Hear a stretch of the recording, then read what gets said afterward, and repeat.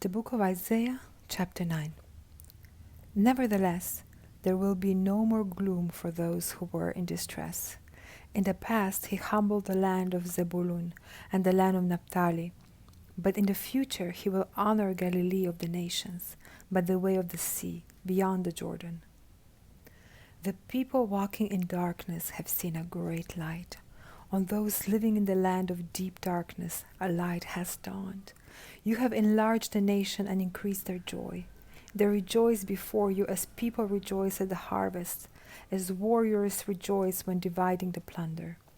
For is in the day of Midian's defeat, you have shattered the yoke that burdens them, the bar across their shoulders, the rod of their oppressor. Every warrior's boot used in battle, and every garment rolled in blood will be destined for burning, will be fuel for the fire. For to us a child is born, to us a son is given, and the government will be on his shoulders. And he will be called Wonderful Counselor, Mighty God, Everlasting Father, Prince of Peace. Of the greatness of his government and peace there will be no end. He will reign on David's throne and over his kingdom, establishing and upholding it with justice and righteousness from that time on and forever. The zeal of the Lord Almighty will accomplish this. The Lord's anger against Israel. The Lord has sent a message against Jacob. It will fall on Israel. All the people will know it. Ephraim and the inhabitants of Samaria, who say with pride and arrogance of heart, the bricks have fallen down, but we will rebuild with dressed stone. The fig trees have been felled, but we will replace them with cedars. But the Lord has strengthened Rezin's foes against them, and has spurred their enemies on. Arameans from the east and Philistines from the west have devoured Israel with open mouth. Yet for all this, his anger is not turned away. His hand is still upraised.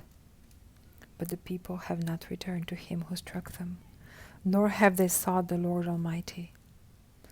So the Lord will cut off from Israel both head and tail, both palm branch and reed in a single day. The elders and dignitaries are the head. The prophets who teach lies are the tail. Those who guide this people mislead them, and those who are guided are led astray. Therefore the Lord will take no pleasure in the young man, nor will he pity the fatherless and widows, for everyone is ungodly and wicked. Every mouth speaks folly. Yet for all this his anger is not turned away. His hand is still upraised.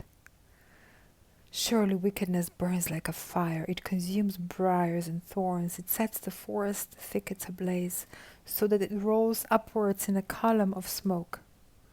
But the wrath of the Lord Almighty, the land will be scorched, and the people will be fuel for the fire. They will not spare one another. On the right they will devour, but still be hungry. On the left they will eat, but not be satisfied. Each will feed on the flesh of their own offspring. Manasseh will feed on Ephraim, and Ephraim on Manasseh. Together they will turn against Judah. Yet for all this, his anger is not turned away. His hand is still upraised.